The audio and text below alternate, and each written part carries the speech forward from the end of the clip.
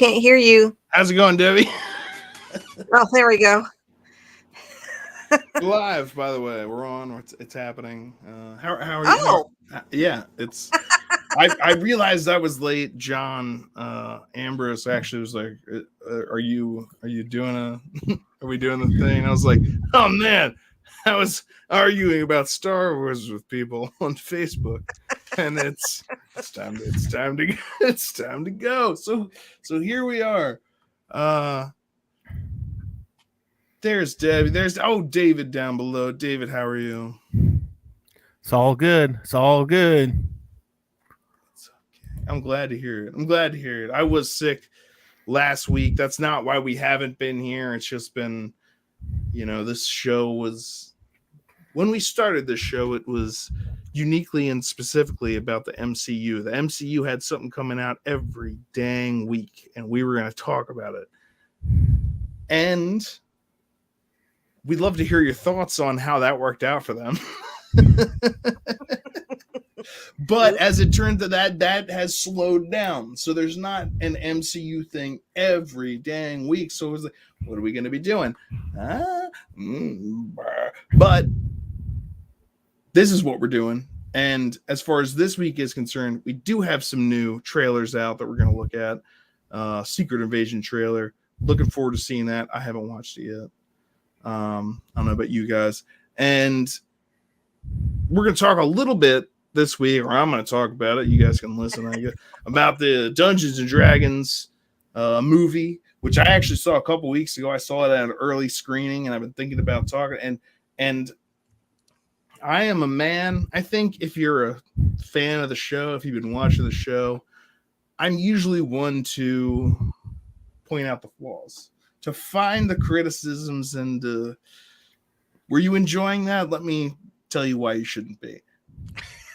I gotta say, I really had a good time with that Dungeons and Dragons movie, and I'm looking forward to talk about it next week after you guys have seen it. I'm excited to talk about it tonight, just in a spoiler-free review way.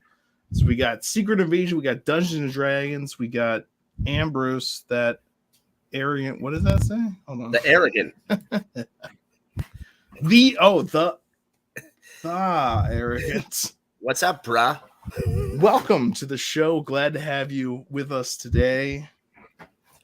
How you doing? I'm doing good, man. The Blue Beetle trailer, when we get to it, I'll tell you why it annoyed me.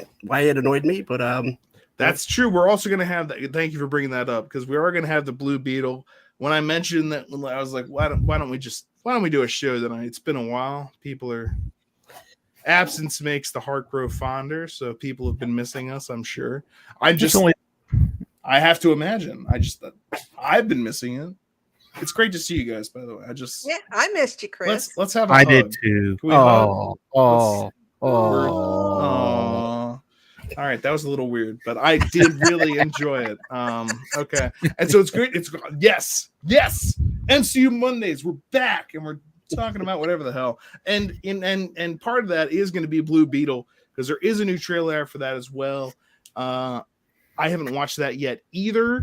I was reading some of your comments. You were talking to Andrew. What's his face? Yeah, for Andrew from Geek News Now, and I was looking at your comments. And I was like, man, I can't wait to watch this trailer and then actually get to spitting about it. So we've got a lot to do. I think the next thing, though, is we need our theme song. Of course. So which one? Theme song guy. Which one? And that was the old one. Maybe I could find one that has that. I don't know. I didn't because I didn't make a new one for tonight. I like to make a new theme song for each week or edit together a new thing. But I was thinking maybe at the end of the show, if we have time or if people are interested, I'll do a live stream. I'll literally make it here on the show, and then we can watch it at the end. So that might be neat. But with this collar on, my superpower is just unbridled cancer. Give me a bow and arrow. I'm basically Hawkeye. I was taking a shot at Hawkeye, even though that's something we could talk about too. There's a new there's an interview with Jeremy Renner. Yeah. Has that come out yet? I just saw like an advertisement. I for don't it. I don't think sometime it this has. April, but I've seen the Yeah, because he preview of got it. I think ran Disney's over holding by everything until Star Wars Celebration is over, and then the other news is going to come out. I mean, that's my theory because I haven't really That's- heard much about anything. a decent theory. But I mean, he got ran over by that snow. Did he lose And a then- leg?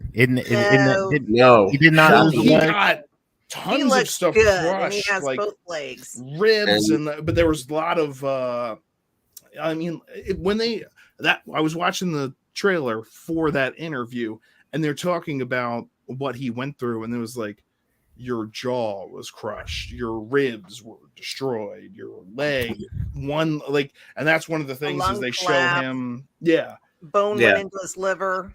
Ugh. Yeah, I can moving tell you from around on like a experience. scooter thing, and then but he's coming out. That's gonna be a good one to watch, I think. I can tell you from experience. I've ridden on those things. I grew up skiing in Vermont, and he's really lucky that happened on the West Coast and it wasn't on packed powder. Because if he was on an East Coast mountain and that happened, it's nothing but ice, and he probably would have there would have been nothing left of him. So the elements were definitely in his favor on that, and he's extremely lucky. Oh yeah, and he's well aware of that. Like, I'm looking forward to that interview. Once that April comes out, 6th. April 6th, okay. Thursday. We Thursday. will, I guess, talk about that next week. So yeah, Dubstep's for pussies. You're so dark. Are you sure you're not from the DC universe? I love dubstep. You know, I never got that joke until I realized he played Jonah Hex. yeah, and then Josh Brolin said Jonah Hex was the role that almost made him never want to do another superhero type movie again. And now how many has he been in? look at that. Yeah, he's Cable and he's Thanos. He's like He's simultaneously Cable and Thanos. It's like Jonah Hex was a mess, but That was that's no reason to it's been memory hold. wipe the slate on all. I didn't even remember it until you brought it up. Yeah. And the only way I could convince Luke that Jonah Hex was a DC comic was because Jonah Hex also appeared in an episode of Batman the Animated Series. So I was like, look, there's Jonah Hex. There he is, and now we can watch the movie. So The All-Star Westerns, though, weren't really designed for movies. It would have been a much better show. It would have been a much better anthological show than it would have been a movie. But at that time, that was like a time when they were looking for new superhero movies to make, and they weren't necessarily like the MCU wasn't a huge thing. I don't think it was a thing at all. Thing was at it? all at that time. Yeah, It was So like they were how just can looking you for follow up different the characters to Green make Lantern? movies about. the Green Lantern was a pretty big turd. How can we follow that up? How about we do a movie about Jonah Hex? Ooh, Yeah, the good idea, Civil guys. War. A guy who identifies with the Confederacy. How can we go wrong? Where'd you get the skull cap from, Chris? This actually was a gift from my sister. She knew that I was a big old Marvel fan, and so she got this for me. And the crazy thing is, it really lights up. Like if you take a picture, like the flash goes off, there's the little Filaments. white bits in it shines up immediately. So it's like it's actually like a anti-theft, like because it brights up so bright you can't see my face if someone takes a flash picture because it just goes like psh, and you just see a blur. And I'm like, that's neat. That's Stark Technologies right there. So yeah, I got that from my sister. I don't know where she got it. I apologize. So what we're gonna do right now is let's get our theme song out there. And I couldn't find. Oh, okay. So I'll leave it up to you. Let's get a vote from the panel. Do we want our Ant-Man Quantum opener, or do No, we that'll want remind me of Murdoch. Guardians of the Galaxy holiday opener? It sounds like we want that. Which one has the Hulk in it? Yeah, where not the Hulk, but Either of those two. it- I know no, what you're the- talking about. yeah. That's Miss Marvel. The Miss Marvel one. Bah, bah, bah, bah. That MODOK, man, that's nightmare fuel. I like that they spent time animating his ass and they didn't do a good enough job on his face. But anyway, they did a better job on Paint Shop in 1997. We're 10 minutes in, so it's time for our theme song. You should just cue the music.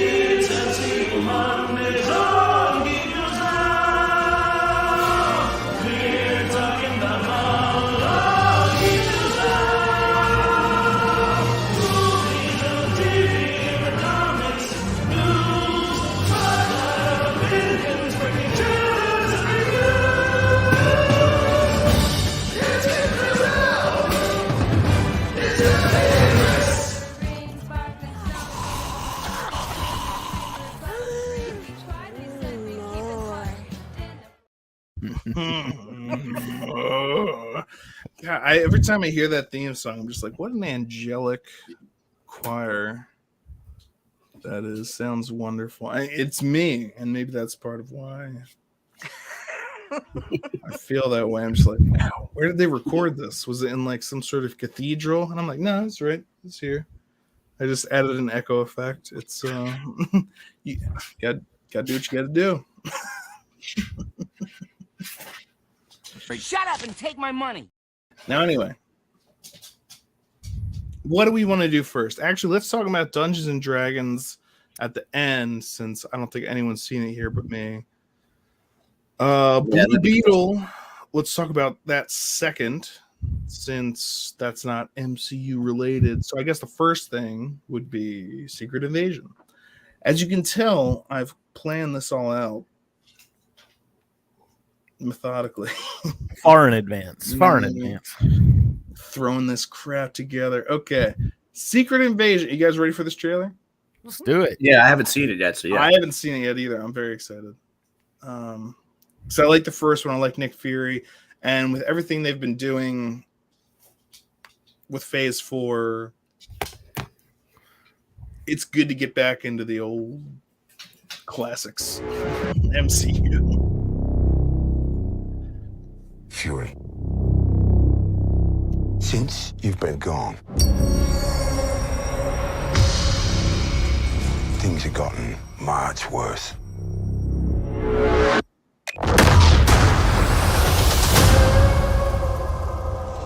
How do you think I came back? It's Nick Furious. You're in no shape for this fight that lies before us, old friend. Beetle.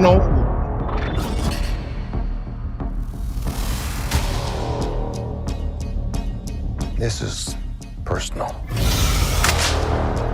Very few of us know about the wars fought in the shadows that have raged on this planet.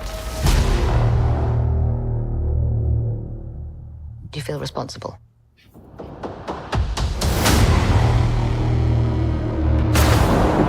No. Where are the Avengers? This war is one I have to fight alone.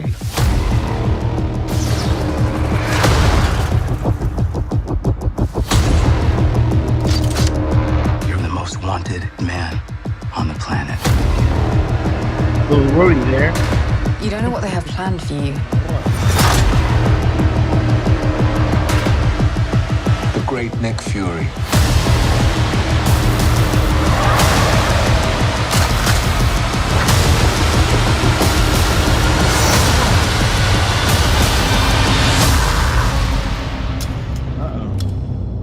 Venom powers. One last fight. Oh, see, and even after this, he's going to be gone. One last fight. So many things seem to be ramping up towards the end. Like Guardians of the Galaxy is like one last time, and this one's like Nick Fury's like, all right, Even one more, and it's going to be this, and it's like there's no superheroes in it. It's just some. well, even Ant-Man and the Wasp, one of the taglines from the trailer was, "I don't have to win. We both just have to lose," which is And that they did. how uplifting and heartening, and it's like nice. Yay! So we've got that to look. I'm pretty sure that's not how this works. I really want to win. Everybody gets a trophy. You don't always just get to win. If we both lose, that's a tie, and ties are stupid. All right, so thoughts about this trailer specifically. I will say, speaking of skull caps, and someone brought mine up, he's wearing one in almost every scene. And it's like, neato gang. This is personal. I'm going to my grave site. It's like, wait, you just have a grave? You buried something there? What did you bury there?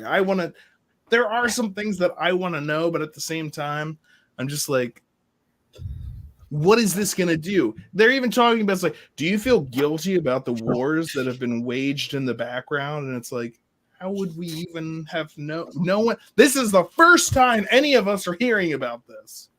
Unless he just knew that shit was happening the whole time. And he's like, I thought the Avengers were more important. It's I'm anxious to see it. I mean, even after this one, I think somebody said it in one of our comments today, was looks very Winter Soldier. Yeah, that was Andrew too. Well, part of the reason that it looks Winter Soldier, I think, is because, well, okay, I will say right there that's why I said he's got Venom powers. Like, it looks Winter Soldier. That's because this is he's Groot. What's happening? I am Twigman. It looks Winter Soldier because there's no people with superpowers running around except for like this one guy. And then the thing that if you know what's going on with Secret Invasion, the whole thing is that it's Skrulls invading, so they're shapeshifters. So they've been doing this, and who knows who they've infiltrated. I think that aspect of it is more interesting to me than anything else, is the fact that, like, I'm anxious to see how they spin this, because, you know, in Captain Marvel, we're introduced to the Skrulls, and it turns out that they're not really bad, even though in the comics, like, they're the bad guys, but these ones aren't really bad. So is this going to be... They're refugees. How dare you categorize them as bad people? If I recall the lore correctly, I believe the Skrulls were initially bad. Yeah. But then that's one of the reasons why they were hunted. And the Kree were worse than the Skrulls. Right. And it's hard to find them. Like, the Kree were hunting the Skrulls, but if it comes down to it, like, we're humans. There's Kree out there hunting Skrulls. Either way, neither of those two groups are going to be good for planet Earth. You know what I mean? I mean, this just happens to be a place where they're hiding, so the war's here now. Was that for a minute? What do you say? Was that Martin Freeman? Oh yeah. There's okay. A quick clip of him. Yeah, right there in a skull cap. Not there. No. But I think he's in an alleyway and he's also wearing a skull cap. Mm-hmm. Unless I missed it. If I can nitpick this for a minute, and this is just another example of the MCU kind of getting out of touch with the audience, this trailer would have been the perfect time to introduce one of the members of the Fantastic Four, because the Krees and the Skrulls were heavily involved with the Fantastic Four. And would have been a great debut piece. You know, you have like that quick glimpse of like Reed Richards or Susan Storm. Eris, I'm with you. I'm with you on that. I think maybe it'll happen in the movie. Maybe it will. But I swear to God, we've been doing this show for like over 2 years, right? Yeah. I remember back when we're talking about like WandaVision. It's like, oh my gosh. Every single time there's a new thing coming out, I'm just sitting there going, this would be a great opportunity to introduce an X-Men or a person, or just to show that it's happening. And it never did. And the closest we came was a freaking boner alert. He looks suspiciously like Matthew Lillard in this shot, by the way. I just have to point that out.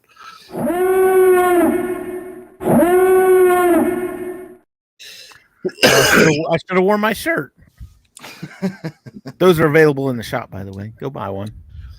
link is in. But I mean, I don't think it's going to happen, and I think it's another mark they missed because this is what happens when you don't have people that know the source material in the writing room.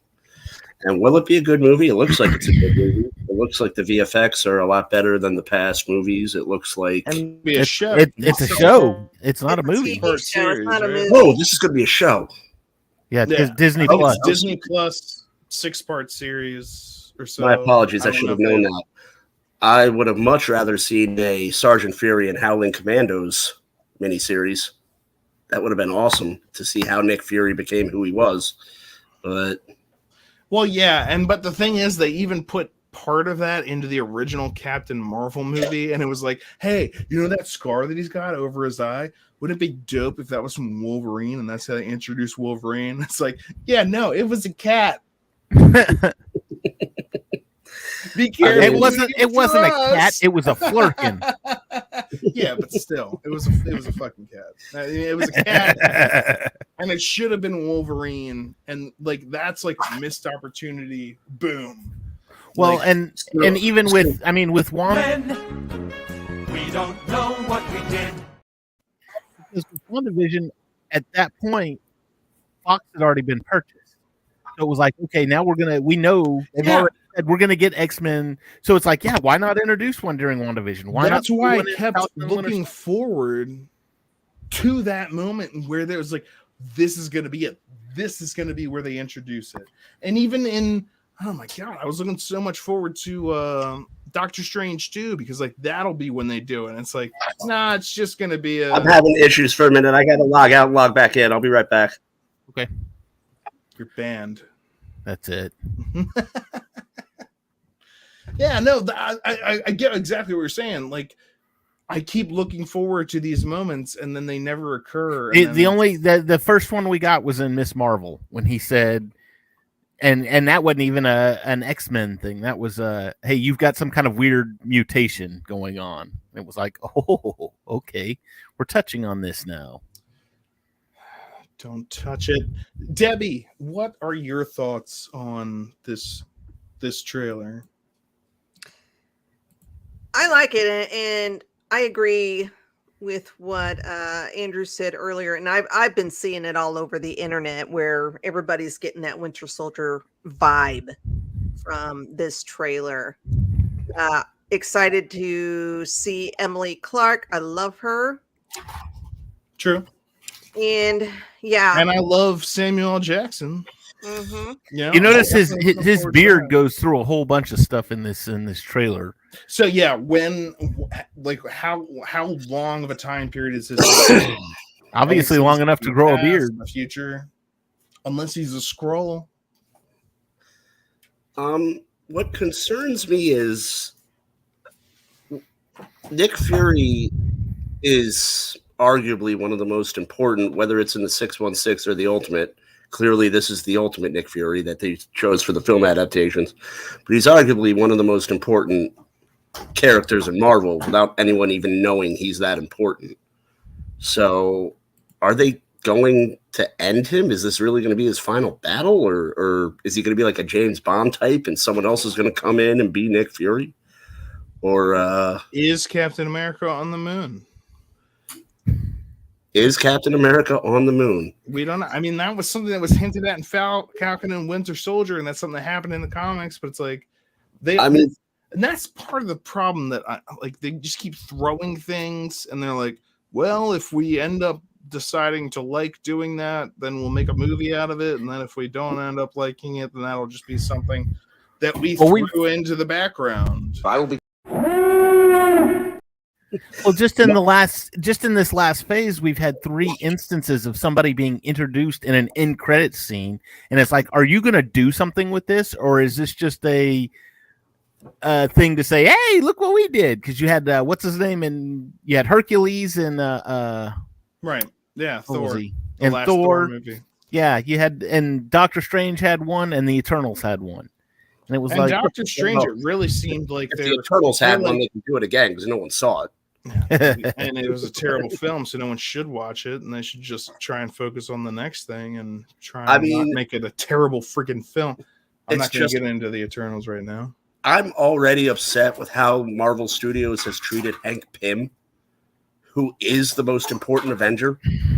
So I really don't want them to just. Well, first of all, I think they should have made Hank Pym. They've made him seem much nicer than he is. And if you've only seen the Marvel movies, you might say, well, he seems kind of like a dick. And I'm like, in actuality, he's a drunk wife beater. So we should really be but really get into the vices of these heroes. They're like, and he's Tony important to the Stark. war. We know that he was a drunk, but yeah, like that's something that we should really be like. Let's examine what did you have to overcome to do the right thing, like your personal human vices. What did you overcome to beat them? I think that is partially why this this show is going to be interesting, because it's Samuel L. Jackson. He's the one who put together the original team, so it's like, let's see what this guy can do on his own. I'm nervous about it, but I do kind of have faith in it, because Samuel L. Jackson does respect this character so much, and he does have the clout. If one of these pissant writers comes in and says, "We're going to do this," he'd be like, "No, I'm not." That's not going to happen. But now, in whatever year this is, the audience wants action and seats with beverage holders, but mainly action. Yeah, so I think he respects the character. And I think he has the clout. He has the most clout in the MCU. Yeah, after Tony Stark, obviously, Robert Downey Jr., Nick Fury, Samuel L. Jackson is like the next biggest thing. And he's been absent for a while. And like Robert Downey Jr., he's respected the source material, and he's done the research. Like when Robert Downey Jr. got hired as Iron Man, a lot of people don't know. He went to like a comic book shop and bought a bunch of back issues and read every single one. Yep. And I've seen his screen tests. It was great. It's almost exactly what he ended up doing in the show itself. And Stan Lee even said that dude is Iron Man. Like, he is portraying the character as I envisioned the character, and as the person that created the character, I think I would know best. This guy's nailing it. Yeah, and there's not enough of that in these movies. A lot of these people come in and get the paycheck. Like, I mean, I don't want to bring her up and go off track, but Brie Larson, when she got hired for Captain Marvel, she was like, "Well, there was no script, so I just kind of wung it." You couldn't stop into a bookshop and bought a book with your character in it, and just giving it a quick she's done some tone deaf things, I think, but that's like being hired as Captain Ahab and be like, "I've never read this book. All I know is I have a wooden leg." This image right here is what gives me some pause, some concern. I was like, what exactly is going on? Because that's not shape shifting. Kind of looks like a Twizzlers commercial. Like where someone's gonna fight. We're a Red Vine family. Thank you very much. I will not be seeing this film. No, yeah, that's what I'm saying. I was like, because people were saying I like the Captain America Winter Soldier vibe. One of the reasons I really like that film is like the fight scenes in that is just like them fighting. It's not like there's laser beams and things crazy. It's just like, hey, what if you had maybe more than the regular human amount of like stamina and strength and whatnot, and then you're pitted against another person just like that. And that's one of the reasons that's exciting and fun to watch, because you fear for them. And then when they're actually doing the fight scenes, oh my gosh, I can never forget when he's fighting Winter Soldier and they're doing the hand-to-hand combat, and then the knife is coming at him and he blocks it, and Winter Soldier drops the knife and catches it with his other hand and goes at him. And I'm like that is super humanly awesome, but it's also like believable. And And that was and this scene is what makes me think it's like, what else is happening here? There's more than just.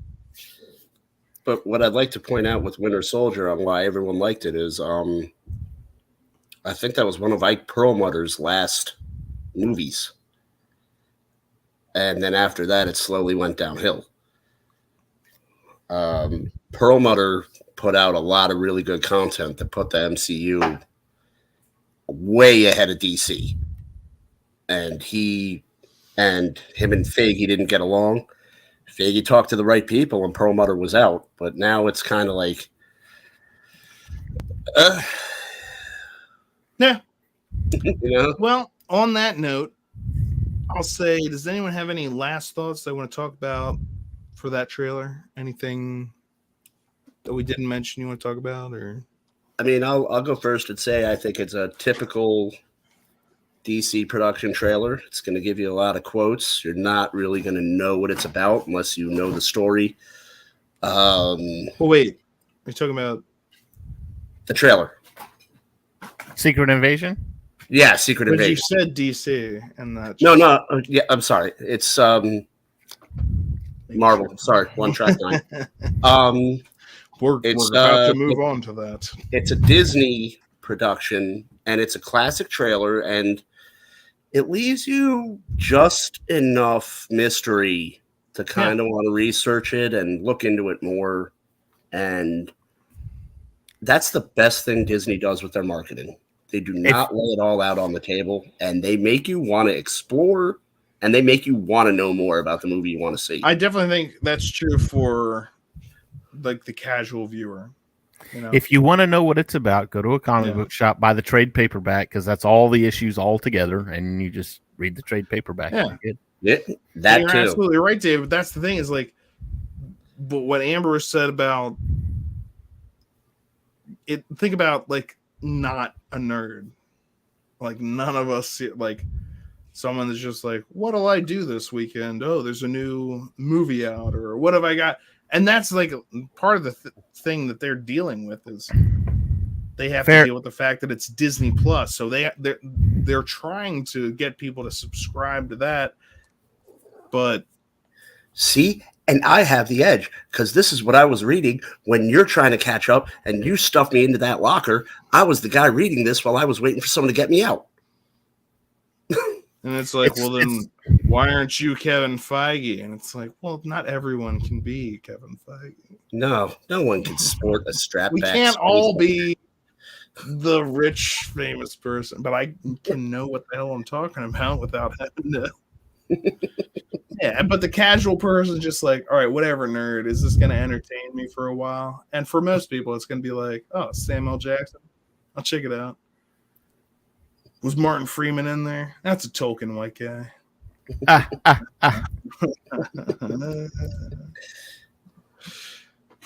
We have fun. That's what we do here. We have fun. But yeah, I see Samuel Jackson. Shut up and take my money. He's never been in a movie I haven't liked. Yeah. Like Nicholas Except Cage. for now, he was at Age of Ultron, and that's an abomination to me. What about Black Snake Moan? I wouldn't say it's an abomination. It should have been called The Story of Ultron and His Endless List of Monologues. It's like, just kill us already, man. Well, if they were, I'm just saying, James Spader, I love listening to him talk.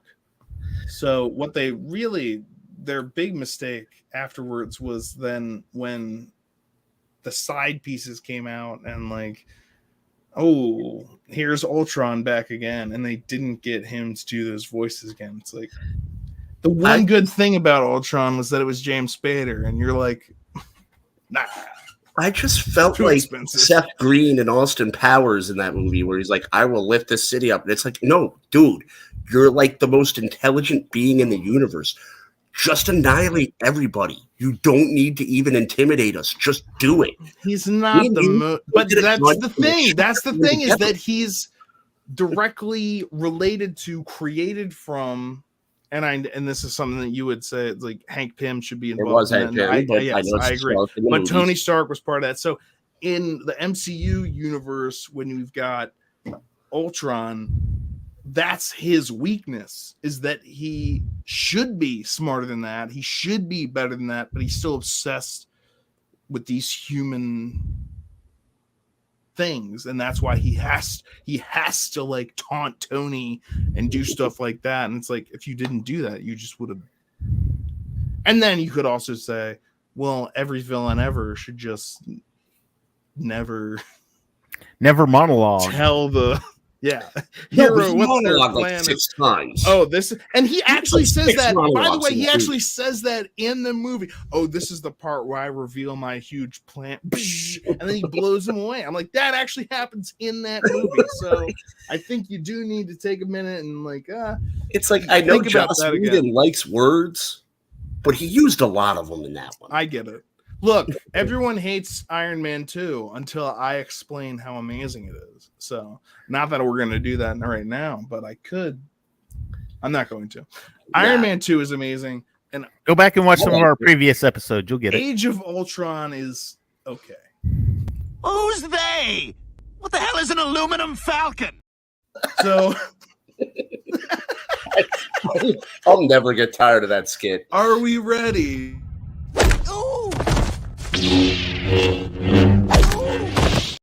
Are we ready to watch the Blue Beetle trailer?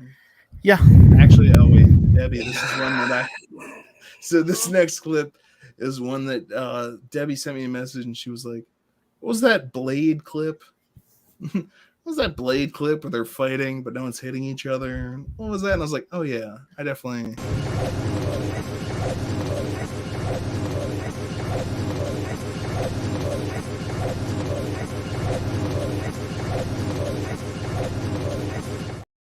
What are they? I need that clip for Thursday night's show.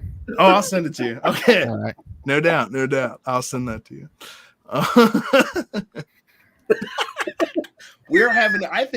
I'm having a great time tonight. I hope that everyone else is as well. Let us video file. Yes. Blue Beetle. Kill it with fire. Excuse me, Mr. Reyes? You finished scraping the gum off that lounger or what? Everything right now feels so out of reach. You always land on your feet, bro. You're Jaime. He's a cat man. They don't get out much. I just want to rap. Jenny? Guard that with your life, but do not open it. You went in to get us jobs, and all you brought back was a hamburger? Big belly burger. Okay, I don't think it's a burger. You haven't looked? What the hell is that? How did you get it to do that? I think he likes me. It's on your face! Get it out! Get it out! Jaime. This ain't what you want. This ain't what you want. This ain't what you want.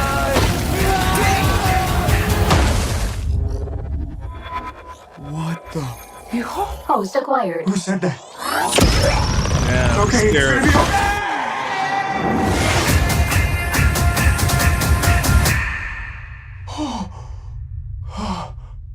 Space. Re-entry systems ready. Wait, no. This ain't what you want. This ain't what you want. This ain't what you want. What is going on? I just want to rock. It's called the Scarab. It's some kind of world-destroying weapon. It's designed to protect its host. This ain't what you want. Sometimes it does what you want, and sometimes it doesn't. Body out of here. I think I cut a bus in half. The Scarab chose you, but it belongs to me. That love you feel for your family makes you weak. I just wanna rap. You gon' kill my vibe, stand on my money, don't lose my side. The universe has sent you a gift, and you have to figure out what you're gonna do with it. That's my high. 1, 2, 3, 4, throw up to 5. Whatever you can imagine, I can create. Let's party. Yeah! Nice choice. I just wanna rap.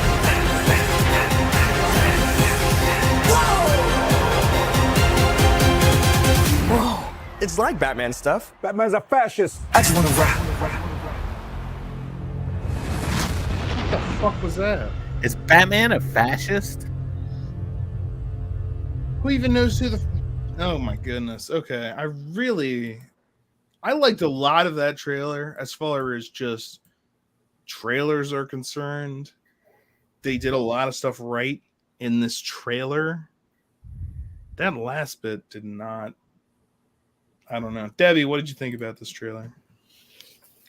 I liked it. I don't know diddly squat about Blue Beetle. Yeah. But I mean, it looks funny. I mean, hell, it's got George Lopez in it, and we haven't seen him in forever and a day. His best movie was Ski Patrol. I don't know. I liked Balls of Fury. Balls of Fury. I forgot he was in that. Yeah, he was the FBI agent.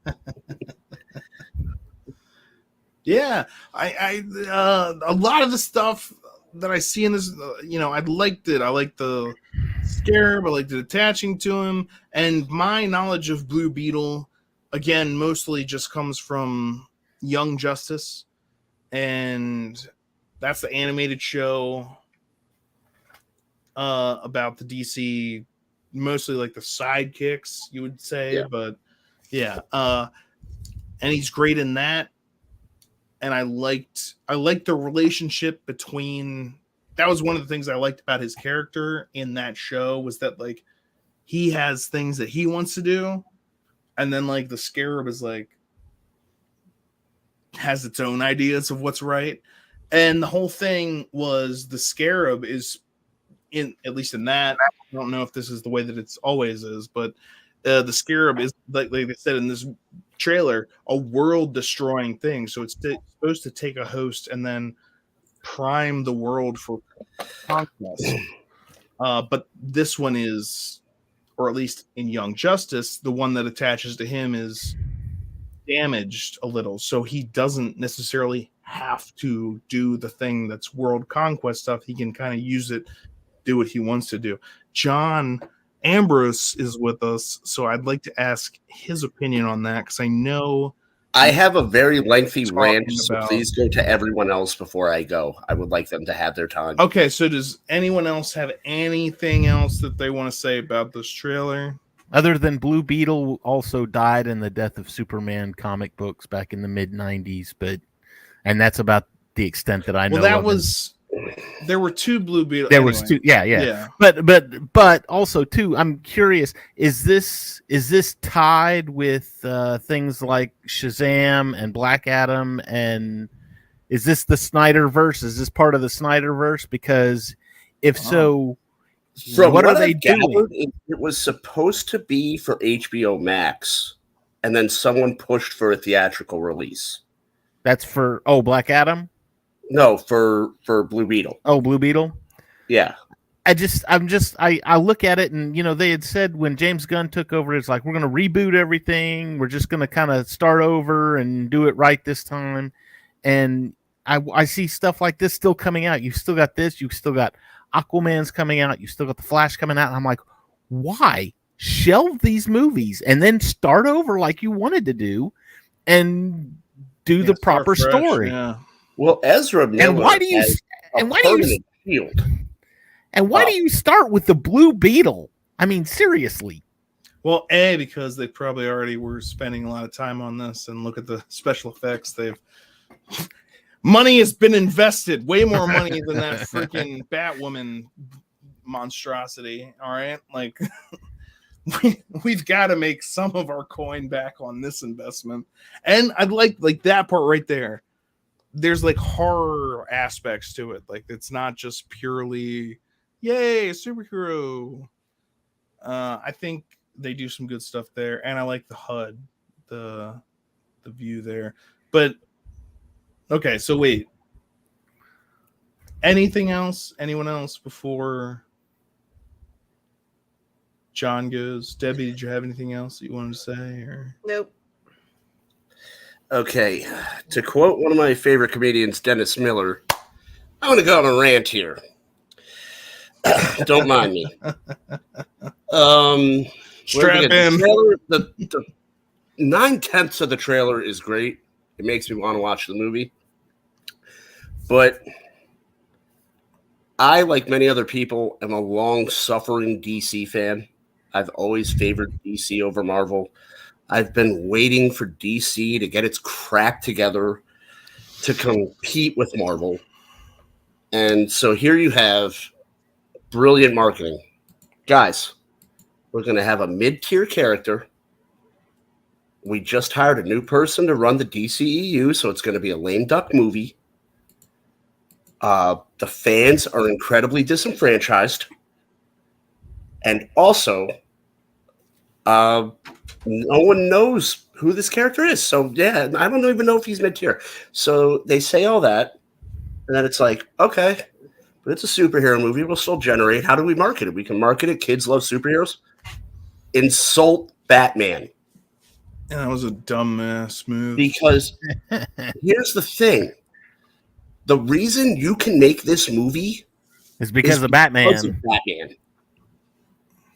Batman supports Batman pretty much keeps DC afloat. And somewhere along the line, it's like Batman stuff. Batman's a fascist. Somewhere along the line, some person, probably with purple hair, woke up and was upset that they weren't offended. So they got on the internet, and the first thing they saw was Batman, and they created a narrative that Batman was a fascist and he had too much money. Yeah, where does that even come from? It's been something. It's been a narrative for like 1.5 years now. Batman's a fascist, and like he's rich. Does that make honestly? If you research the G4 debacle, that was an interview question on G4. Why should Batman be canceled? His power is being white. His power is being a rich white guy. So, and also, having martial arts training and doing, well, he could only do that because he was rich. I was like, okay, pick a race and make him rich. I just want to know when thing. The only two industries right now that can openly alienate their fans with impunity are the movie industry and the comic book industry. Like, imagine walking into a liquor store and be like, hey, could I have a bottle of Jameson? Here you go, you drunk bastard. No, that wouldn't fly. But you can insult a character that 90% of your fans love. Yeah, I get what you're saying there. Because it's like, why do you have the ability to make a Blue Beetle movie?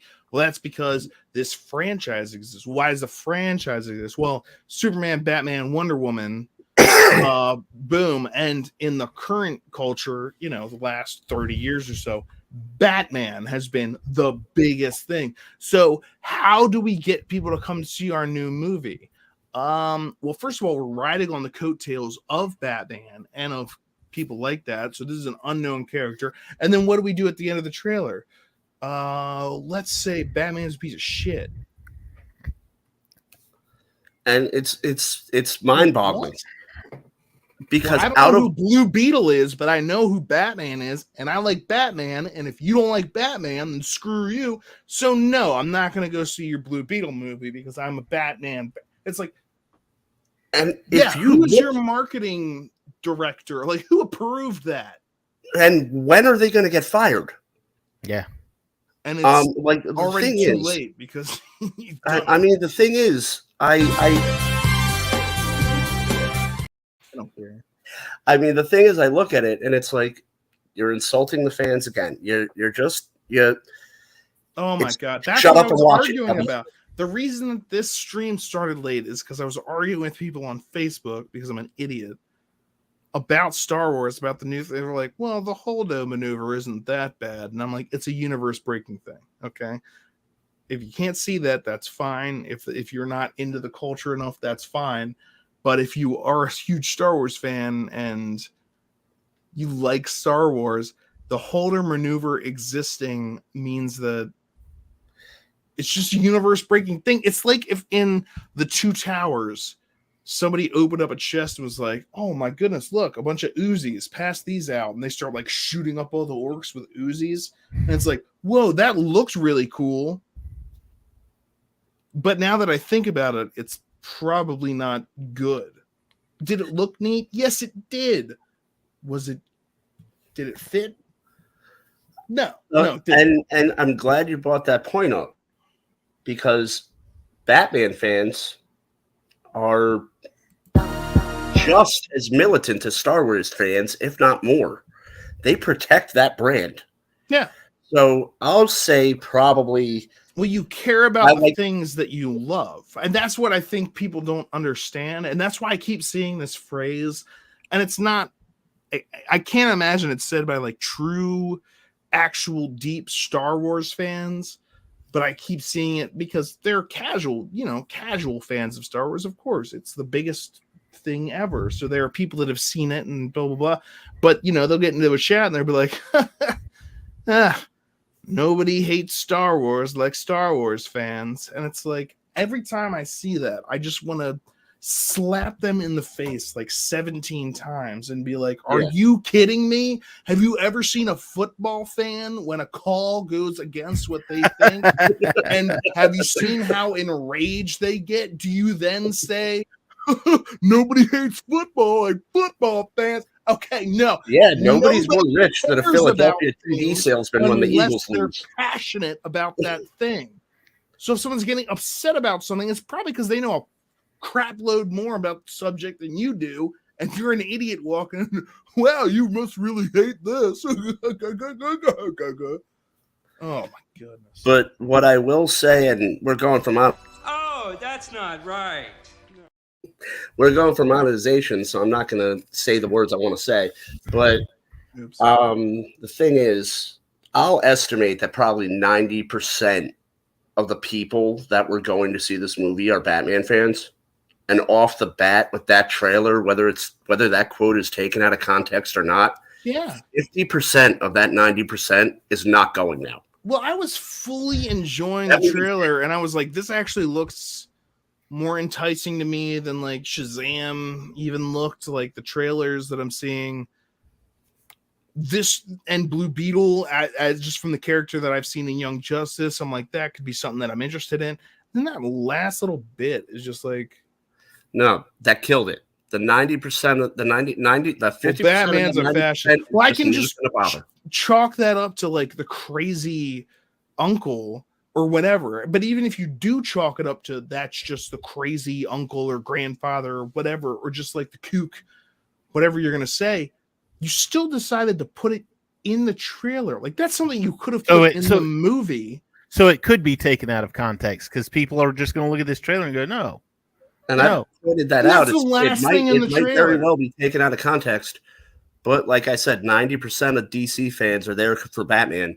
And 50% of that 90% is going to look at it and be like, I'm not doing this. I'm not going to see this movie. Why? Why am I going to do this to myself? Why am I going to pay some money